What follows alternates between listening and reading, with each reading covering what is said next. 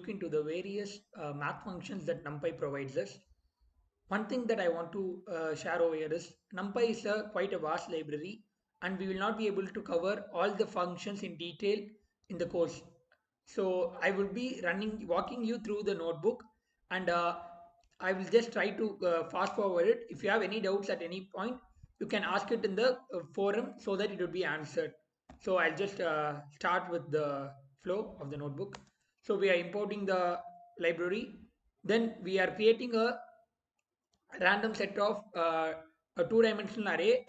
So we are using np.random.choice. That this function we saw it in our previous section of sampling. So what it does is take the range of the 1 to 5 and creates 10 values in between them, and we are using reshape. So reshape, what it does is it converts the 1D array to a 2D array.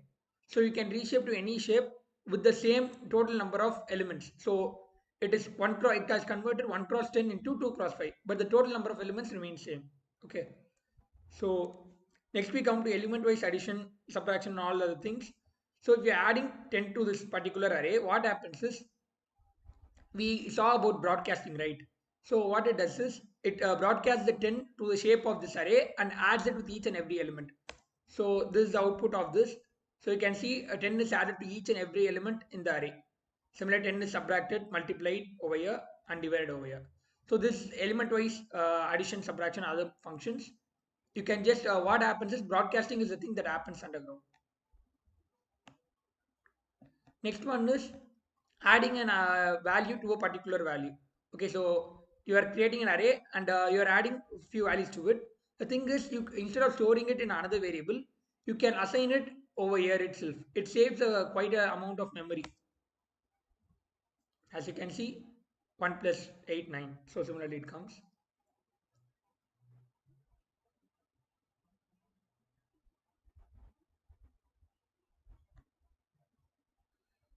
Okay. So similarly, we have our exponential function.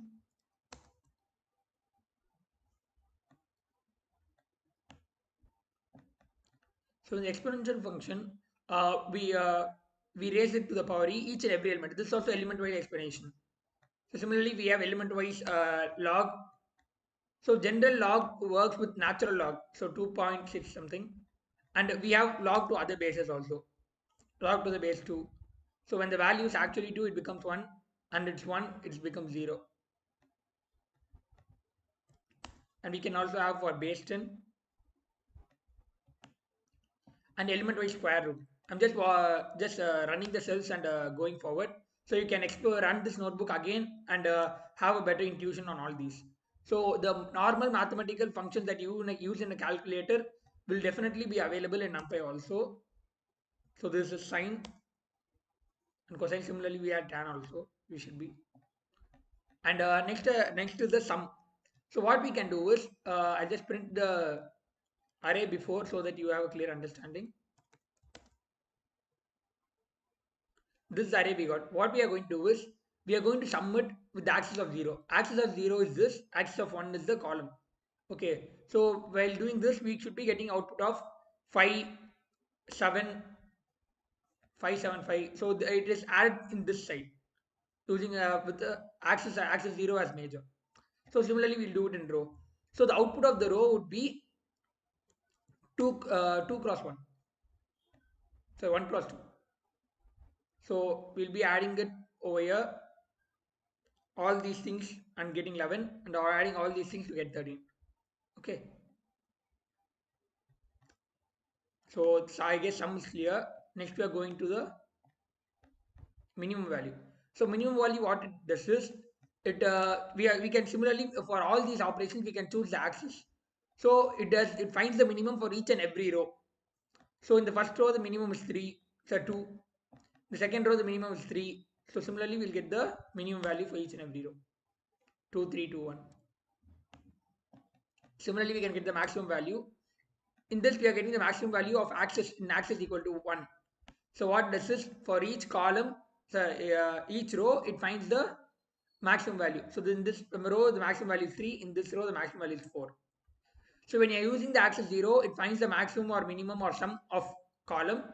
If you are using axis equal to 1, it does the same thing for 0. If you are not specifying the axis, what it does is it calculates the maximum value in the entire. It's like converting it into a 1D array and calculating the value. So the maximum should be 4, the minimum should be 1, as we know it. Similarly, we can do argmin and argmax. What argmin and argmax does is it returns the index of the minimum value and the maximum value. So we are doing it first the column wise. So the argmin and argmax should be alternative, right? So because if this is the min, the other one should be the max, since we only have two rows. So the first what it says is, I'll just print the array once again so that we can explain it.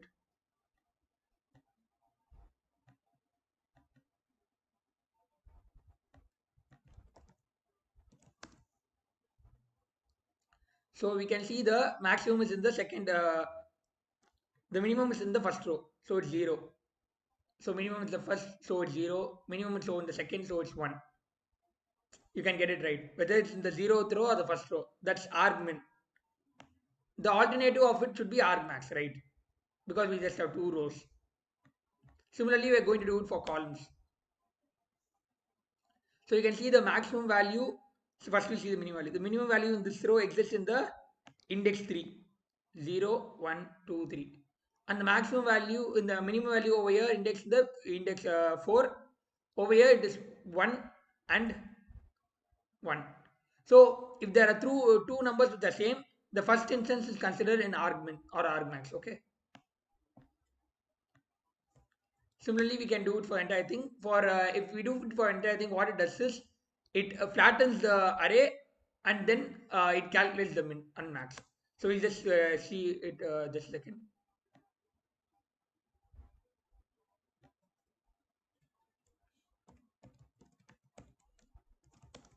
So what does this is what happens. We flatten the array. So then we can count it. So the minimum element is first occurrence is over here. The maximum occurrence is over here.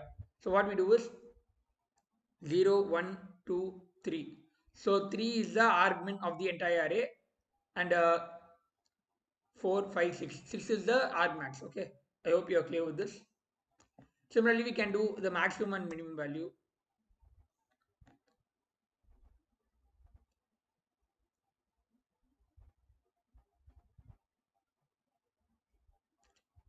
So what it does is it compares two arrays and say for each and every element, each and every element in the array, it chooses which of the alternative arrays is maximum. So the first element, the element in the first array is maximum. For second one, the element in the second array is maximum. What this is combines both of them together and creates a new array. Similarly, we can also do for minimum. I hope this is clear. So next one is splitting the integral part and the fractional part of a float. So you can see I'm creating a random numbers. So this is the actual array. What it is it separates the integer part and the fractional part. The function is np.modif. Similarly, you can compute mean. When you're computing, this is the array that we have right now. If you compute the mean, where just the mean without specifying the axis, it calculates the entire mean. You can specify the axis. So it calculates the mean for that particular axis alone. If we do similarly for column, we'll be getting only two values. Okay. So this is the mean of 2 and 3, which is 2.5, and 2.2 is the mean of all the elements in this particular row. Okay.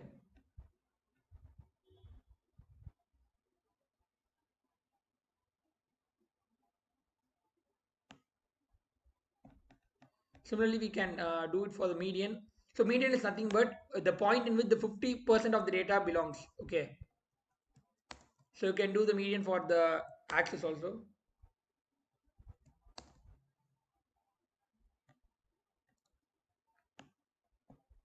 So this is just one function that before I'll complete this and get back to that. So we can median gives the 58% alone. We can also get the percentile and give the value for each and every point. So we can find the point in below which the 5% of the entire value is there. Similarly, we can find the for 50% and 95%. So 50% and median should be similar. So the 50% of the data lies below 0.52. So which is similar to the median. Similarly, we can find for each and every point. Now, how much of the, what is the value below which 95% of the data lies? We can find like this. And we also have other functions like standard deviation, which is STD. We can do it for the rows and axis columns. Similarly, variance.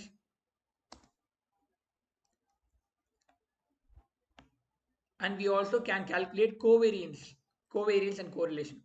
Covariance determines how values change, uh, which are connected to the other values in the columns. Okay. So we'll look into these things in detail in our machine learning course when we are going to PC and other things. And one thing that I wanted to show again is cumulative sum.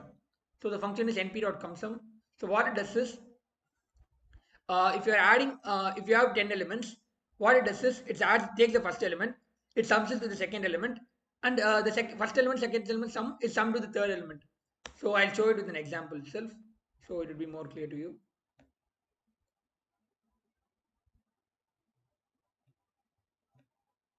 So I'll just print the array. So when I'm doing it for the axis 0, what I'm doing is, this is the first 0th index, and what we do is we sum both of them and put it in the second index, first index. Okay. So similarly, we get 1 comma 3, 2 comma 6. So it's cumulative, getting the cumulative sum for the axis 0. We'll do similarly for the axis 1. So 4 plus 1, 5. Then we add 5 plus 2, which is 7, and we sum it across this. So similarly, we can have cumulative product also. It just multiplies it similarly. And similar, we're doing it in the other axis also. And finally, we will get into element-wise comparison and also matrix multiplication. So I've created two arrays. So what I can do over here is, I can check for the condition, and it does it for each and every element, whether the array element in the first 0th index of the first array and 0th index of the second array are equal or not. So it returns true or false value. And similarly, we can check for whether it's greater than 3 or not. We are doing it only for array 1 over here. So the first two elements would be false. So first three elements would be false. Okay, it's less than 3. So the first two elements would be true, the other things would be false. Okay. And finally, matrix multiplication. We know that we use matrix multiplication for many places. Here we see we are creating two arrays. One thing that we have to remember in the matrix is, uh, the shape should match. So if the shape is n comma m and m comma x, x, so the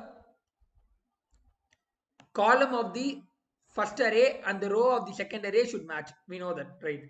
So if it's matching, we can do matrix multiplication. There are many ways to do matrix multiplication in NumPy or in Python in general. So you can use np dot to do the matrix multiplication. You also have a function called as matmul, and you can also use this at operator. All of them results in the same value. Fine. So I know that I have been going a bit fast in this lesson. We will share this notebook with you. You can run it yourself, and if you have any doubts, you can post it in the queries. Thank you.